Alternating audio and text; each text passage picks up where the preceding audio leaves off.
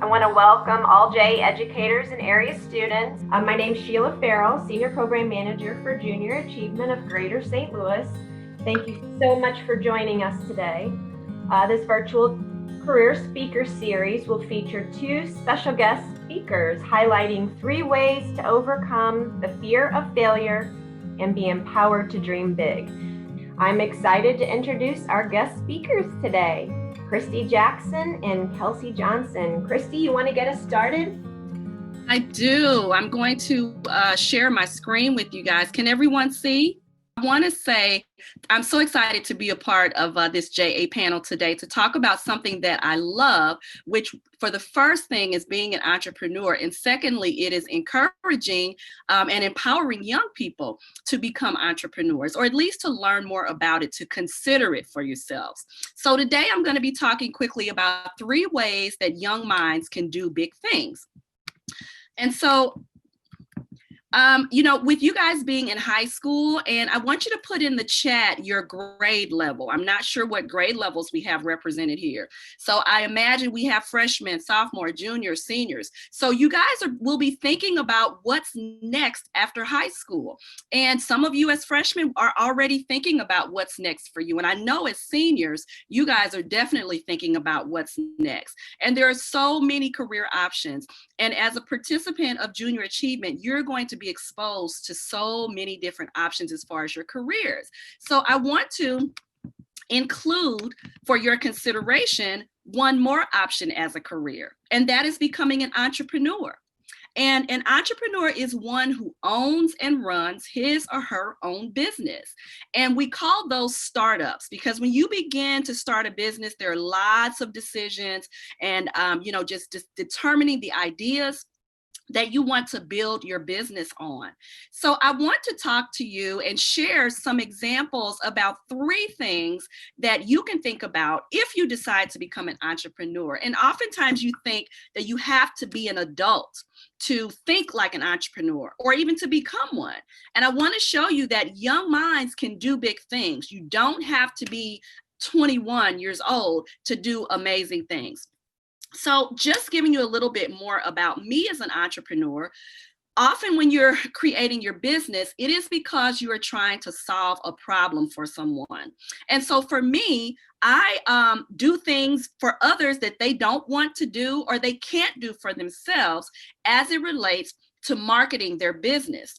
So the name of my company is DK Solutions, and my role is to serve as a creative consultant. And so I help businesses with creative projects, with whether it's marketing, introducing a new project to the community. I help them figure out the most interesting way to do that that's going to connect with their audience. I also am an author. You can see some of my books. I've written 3 books, and they all are about business, entrepreneurship, and one of them is even for young people. And the other 2 are for adults. And so this is what I do as an entrepreneur. I teach and facilitate workshops. I do what I'm doing here today, talking with organizations, inspiring, encouraging, and teaching them, educating them about how to build a successful business. And so you can see below some of the platforms that I've been on. We have a YouTube channel. I'm a podcast host. I love talking about entrepreneurship. So I want to talk about the top 3 things that you need to think about as a young mind that can do big things. The first thing is to solve a big problem. And with each of these ideas, I'm going to share a real life example of a young mind that has done that. And the first is Sidney Keys. And Sidney Keys is from St. Louis. And the big problem that he wanted to solve was finding more literature that related to African-American readers and specifically boys. He went to his favorite local bookstore and didn't find any books that he connected to, that he was really interested in reading. And so he created a book club called Books and Bros, specifically for boys. And this book club has grown beyond his imagination. Oprah did an interview with him to talk about his book. He's been on the Disney Channel, featured as one of the, Marvel has created him into one of the characters as a community serving his community and creating a successful business. And so he solved a big problem, which was literacy in African American boys. So this, again, is identifying a problem that you want to solve. Number two, you can overcome a big obstacle. And a big obstacle are, they're just challenges that you face in life, but finding a unique way to overcome it. And so Michaela Ulmer is an example of a successful entrepreneur. She's 15 years old, but when she was 4, she was stung by a bee. And so instead of being afraid of bees for the rest of her life, she did some research and she wanted to learn about bees. And as she did that, she created a product that was created using honey to create lemonade. And she has become so successful with Me and the Bees lemonade. She is in several major retailers, including Whole Foods. She even was on Shark Tank. And so she now is an entrepreneur, and she's an author, a speaker, and also a bee advocate. So she is identifying the shortage of bees and finding ways that we can solve that problem. So again, entrepreneurship is about creating an opportunity to solve a problem that other people want to invest in or be a part of. Number 3, you want to create a big buzz. Now, in the chat, I want you to tell me if any of you are sneakerheads. If you guys, this is a whole culture that I'm learning about. But Ben is a sneakerhead, and he created a business called Ben Kicks. He is a rare sneaker dealer. And so what he does is he resells unique tennis shoes and makes millions and millions of dollars. He's the youngest sneaker selling millionaire in the world. And so I chose these examples: lemonade, book club, reselling sneakers, because I want you to realize that it is not impossible for you to think about those big challenges that you can overcome. These are with everyday items that they have. They didn't necessarily create an app, although there are lots of young entrepreneurs that are into technology and they start businesses that way. But I wanted to specifically show you that you can become an entrepreneur based on products that you have every day. So I want to ask you, what do you make, or what can you make or do that someone would want? So I want you to think about what you do naturally. What are your giftings? What are things that you enjoy doing? And here's a couple of tips to flesh out that thinking for you. First, I want you to make a list of those ideas. What are those things that you can make or do that someone would want? And then I want you to ask 10 of your friends, which one do they need the most? Because when you're becoming an entrepreneur, you want to prioritize the biggest problem that you want to solve. And your friends can help you do that.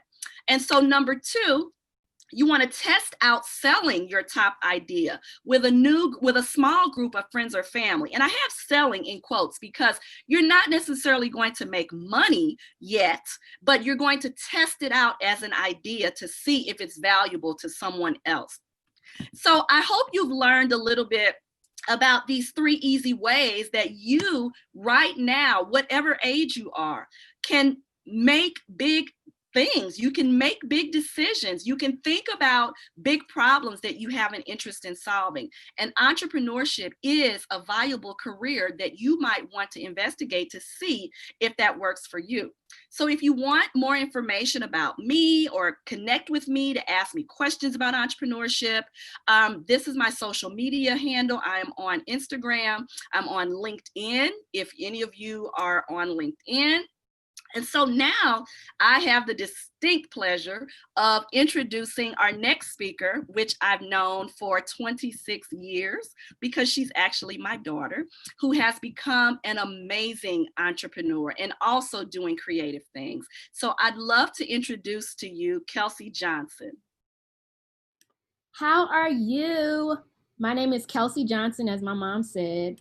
And as you guys can kind of see, we're twinsies, and not only physically, but also even in things creative. So I'm really excited to be here with you guys today. Before I really get into what I want to talk about, I actually want to play you guys a little video. So let me share my screen so you guys can see. No. Hello! You like smooth jack?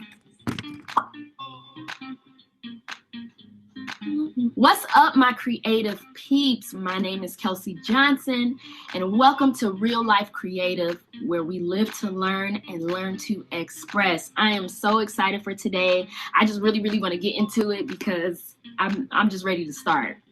What we are is what we create. So if you're neglecting your creativity, you're actually neglecting yourself. So today, we're going to be talking about how to make your creativity a priority. So let's go. Number 1, know your goals and dreams. So a dream is just like an idea of what you want to do in life, right? And it's desire. But a goal basically has a timestamp on it. Number 2. So this one really gets me sometimes. It's been getting me since day one, if I'm gonna be honest. Budget. Number 1, as a creative, you have to invest in yourself. You have to have the right gear, a conducive space you need to create, right? And that costs dollar bill, yeah, okay? So if you want to be a full-time creative, which is basically what I do, before you quit your job, please save up at least for 3 months, at least. Not maximum, minimum 3 months, so you at least have time to really figure things out. Don't get no epiphany and be like, you know what, I gotta go. And by the way, your breath been kicking for the last 2 months. You might want to get that checked. All right. Bada bop boom pow. You know, you don't want to do all that. That burns bridges. I don't want to do that, period. Okay. Number 3, be your own boss. You need to schedule your days. Within that schedule, if you're a student, scheduling your classes. If you're a 9-to-5er, scheduling your work schedule. But then your practice, studying, looking up opportunities, self-care, phone meetings. Put your craft in your schedule. Don't just do it when you feel like doing it. Because if it's not scheduled in, sometimes you just want to watch Netflix and chill. But when you see it on your schedule, it's going to be more of a priority. Yeah. Number 4, have solid mentorship and a support system. Mentorship is why I'm songwriting and producing for commercials and TV. My mentor connected me with what he was doing, but it's a way to learn. Like, it gives you a whole nother perspective. They'll teach you things that people don't talk about, but they'll always see something in you that you don't see in yourself. And how to get a mentor? Just literally reach out. Social media, networking events. You're connecting with them for wisdom and knowledge, not opportunity. Like, even if they don't become like an official mentor, at least having that voice of wisdom that you can reach out to every now and then is important too. Now, when it comes to your support system, you want people who you can trust, who you feel like you can be your most vulnerable with. You need encouragement. You need people who can uplift you and keep you going. Even with the support system, as you're networking and you're making friends, like, realize what your friends do. Oh, okay, you do graphic design? Oh, I need a graphic designer for my EP or for my flyer. Then number 5, know your value. Oh, I cannot stress that enough. Take the time to go deeper in who you are and why you are, and confidence will follow. Everyone has something special about them. It's just we don't see it. We don't take the time to understand, okay, what makes me special? Don't be afraid just because you don't see an example of it. You're supposed to start it. So that was a snippet of my YouTube channel, Real Life Creative. And so basically, guys, I just talk about how to survive as a creative and why that's so important. So to give a backstory about me, I'm originally from St. Louis, of course. I went to Webster Groves High School, woot woot. And after I graduated, I went to school in Chicago. So I went to Columbia College, Chicago, and I also wanted to just pursue a lot of things in the arts, right? So I decided to major in music, fashion, business, and marketing. And that's like a whole bunch of stuff. I know it's a little bit of kind of everywhere, but I decided to do those things because I knew that I loved music and I loved fashion. So I decided to pursue those things. So my job actually now as an adult, I am a singer, songwriter, and producer for TV and movies. So basically my first deal was with Fox Network. So I don't know if you guys have seen the show Empire, but that was my first show that I wrote music for. And so then after that, I've been writing for commercials and different things like that with Coca-Cola, Toyota, and just different companies. And so that's been really fun. But today I wanted to kind of explain how I got to this point to help you guys understand how to do what you love full time.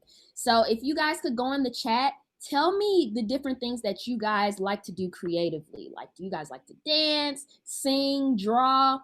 So to explain more about, okay, I see draw, dance. I think I'm saying it right, Camille. Okay, we got design. That's really dope. Paint, like to paint. That's cool. What else we got? Okay, write. Creating clothes, baking, art. Wow, okay, so you guys are creative. Love it. We got a creative bunch here. Dope. Oh, I see code. Is this coding? Oh, you making the big bucks. Cooking, reading. Dope. Okay, so this is a lot of good stuff. So with this being said, there are a few things you have to think about when you want to do what you love, right? So the first thing is to understand your uniqueness, okay? This is really important. So this basically means what makes me stand out. What's different about me, okay? So for me, growing up, I was someone who loved so many different genres of music, so many different types of music. I was just everywhere, you know? And at first growing up, it was a little embarrassing because sometimes I couldn't really connect with my peers because they weren't really feeling classical music like I was, or, you know, country music or rock, or, you know, I was listening to everything. But then as I got older, because that was a thing that was unique about me, that's why I got my first deal right after college, because the production company really loved my sound. And because it was different, they heard different genres, they were really interested, you know? So always remember your uniqueness and how you can put that in your career, okay? So think about that. The second thing is understand, after you understand your uniqueness, how does that make you happy, okay? You want to do something that you literally do without thinking about it, okay? I know for me, like literally music is just what I do naturally without thinking about it. And when we're thinking about doing what we love full time, we have to make sure that it's something that we love so we can do it consistently and we can actually excel in it, right? And so the third thing is after you've discovered your uniqueness and after you've basically put it in a place where it's like, okay, this is something that makes me happy, then actually pursue it. And now I know I talked about this a little bit in my video about being your own boss, but really look at your creativity as your job. Look at it as your actual career. And once you take it seriously, other people will take you seriously. For example, when I was in college and I took a songwriting class and I saw that like songwriting is a job. I'm like, I can do this full time and make money. I'm like, okay, how can I do this? So I did my research. Your teeth are literally, thank you. Said my teeth are gorgeous. Thank you. But anyway, so literally, I was in this class and I'm like, whoa, like you can do this full time. So I did my research and I saw, you know, you could write music for TV and television. And you can write for businesses, all these different things. So basically I connected with my teachers. I built connections and gained mentorship and all of that.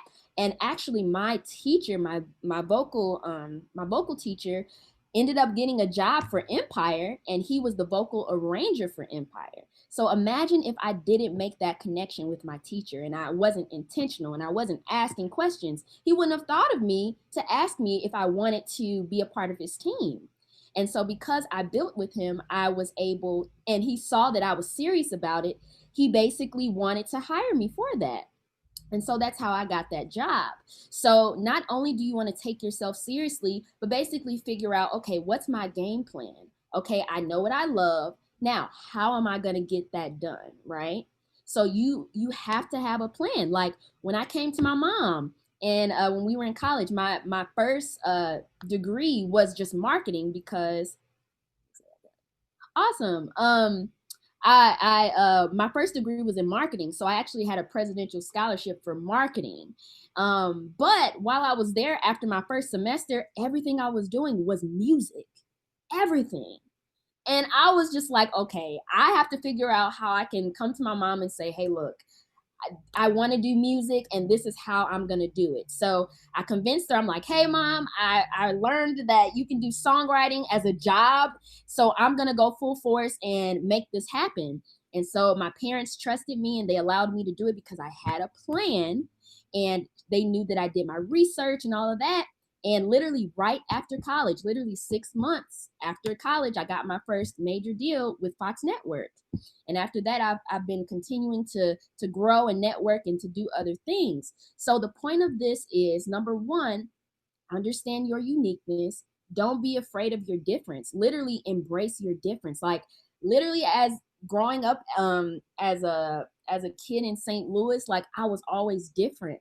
And because I stood out, I had to learn how to, be my own fan or be my own support system in a way, to the point where now as an adult, people will still DM me and ask me like, man, how do you embrace yourself so much? Like, how do you really get to, really understand who you are as a person? Like, it's so inspiring. And I'm like, man, like I had to learn how to do this as a kid. Like I was always different. So I had to learn early. And because I was able to do that, now I'm able to really be happy in what I love.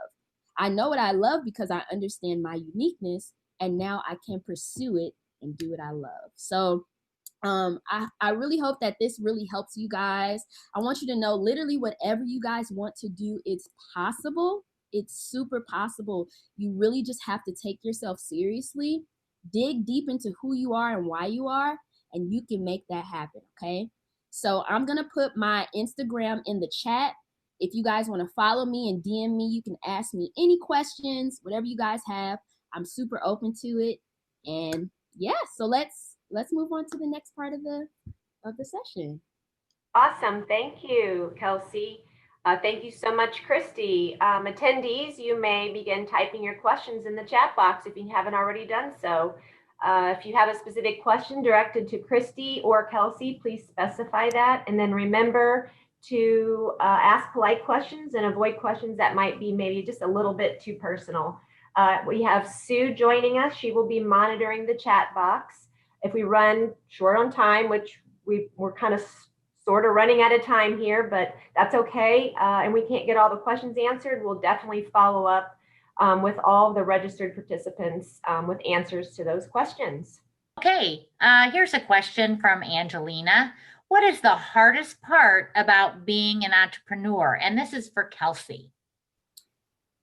Well, there are different challenges. I would say the most recent challenge I've been facing is really being on top of my finances. Okay. As a creative, we want to create, but we have to understand we are an entire business. So that's every department.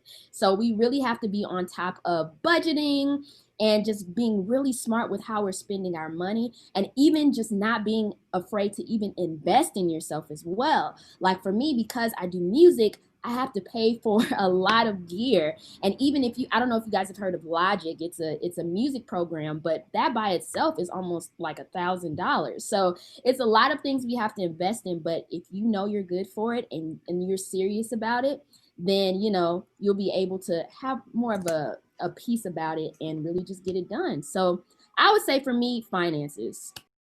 Thank you so much. And Kristy, how do you start off if you don't have a lot of money? Do you have any words of wisdom for Simran?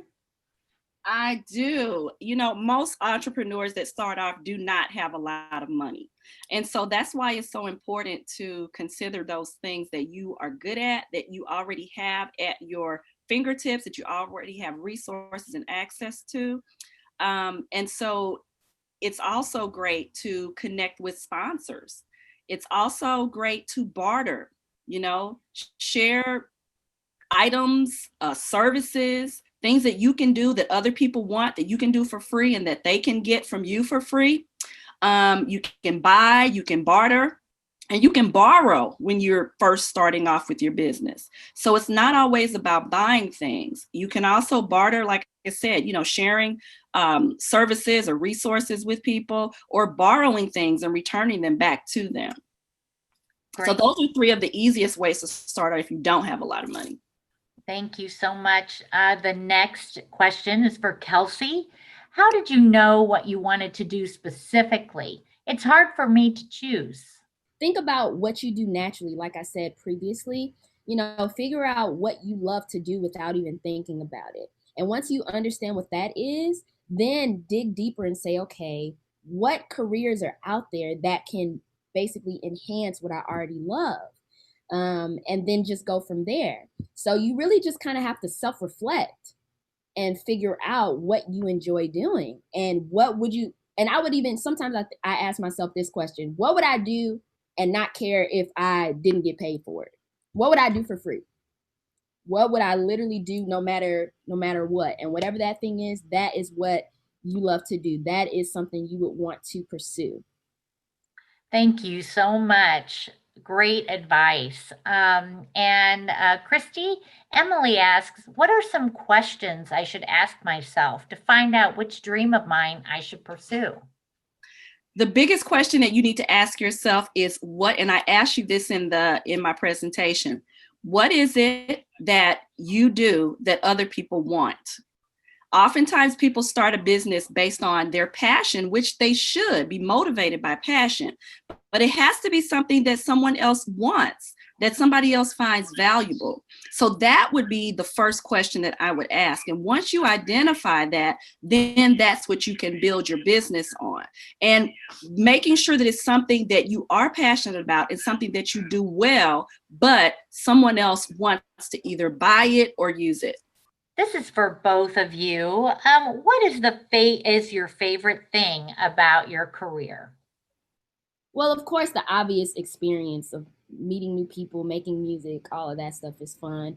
But I think the most recent thing I've reflected on is like my flexible schedule, like being able to literally work from home, work from wherever, and then like go to St. Louis. I literally just went to St. Louis for like 2 weeks with my family. And I know, it's quarantine right now, so a lot of people are more flexible, but this has been my life since college. I've been I've been able to literally just move when I need to.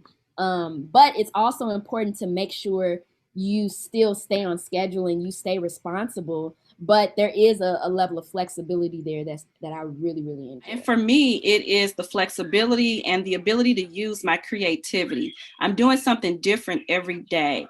And I am motivated by helping to solve problems for other people. So the work that I do involves that. And I also get to use my creativity in the way that I solve problems and help individuals solve them for themselves. So that's the beauty of it. It's really the freedom and the flexibility for me that I love about, what I do. It's literally something different every day. Like I'm talking with you guys today, high school students, and at about 5 o'clock, I'm going to be doing the same thing on a podcast, talking to adults. So it's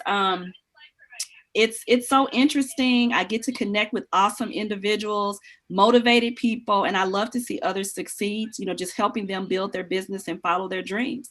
So it's, I really love the life that I have as an entrepreneur. One more question. When did you know that you wanted to be an entrepreneur, Kristy?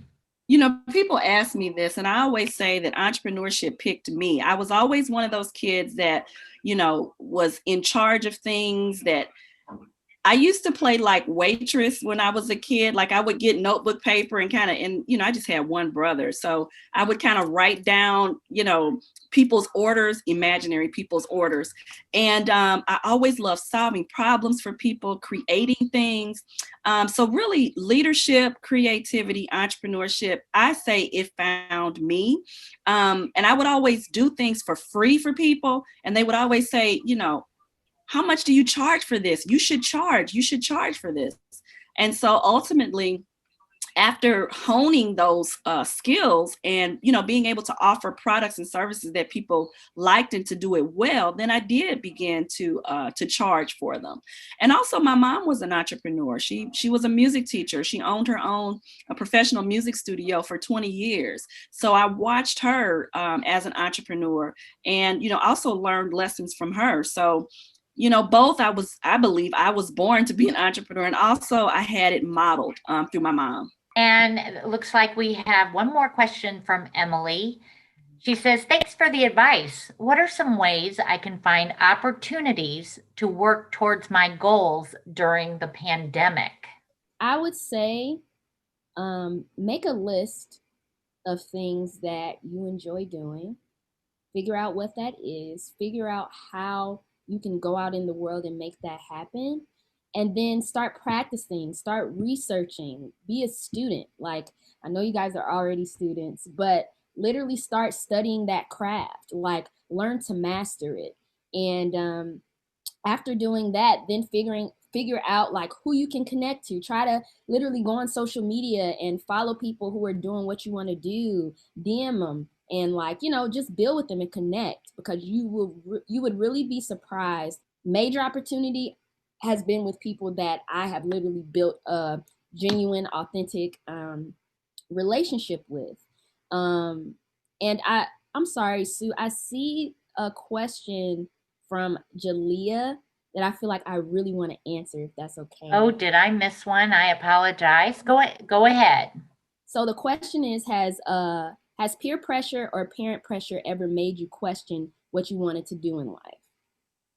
So that is a very good question, because as a creative, when you want to do what you love full time and you're surrounded by people who either have 9-to-5s, they don't necessarily really understand that idea of having to just create and figure things out. So as a creative, you kind of have to be brave and either make that choice, say, hey, do I want to just do this 9-to-5, which is totally fine?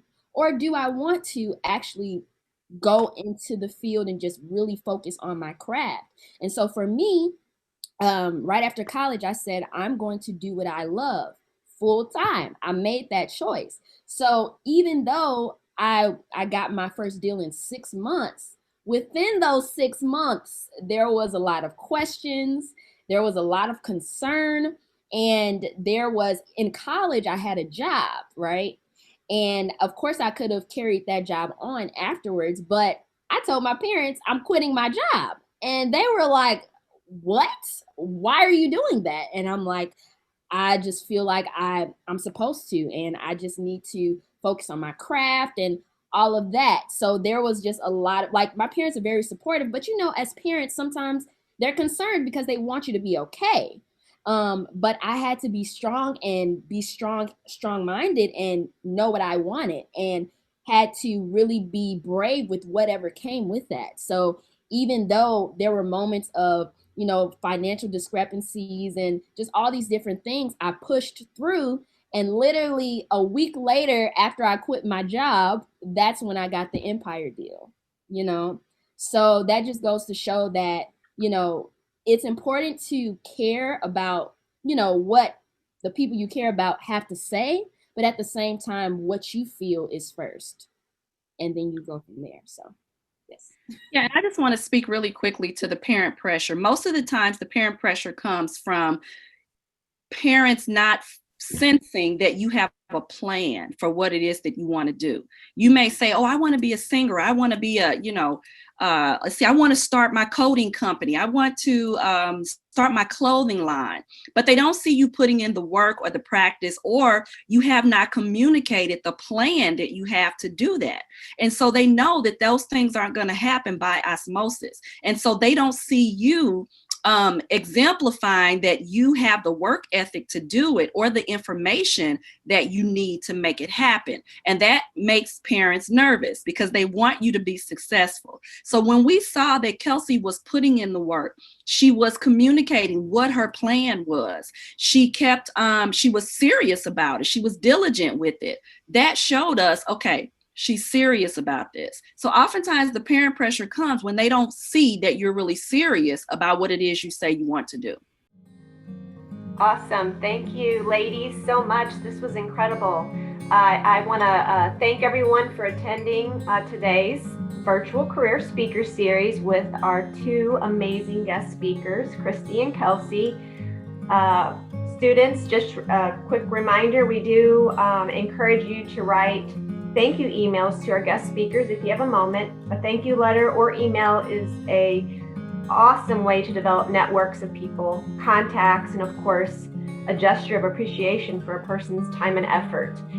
You can send thank you emails to javirtualcareerfair@jastl.org, and also that email address can be found in the chat box. And I will do a simple follow-up email again for all those unanswered questions, and again with this email address for you to send thank you. So I'll give you a moment to grab that email address, and I want to thank you again for taking the time to be with us today.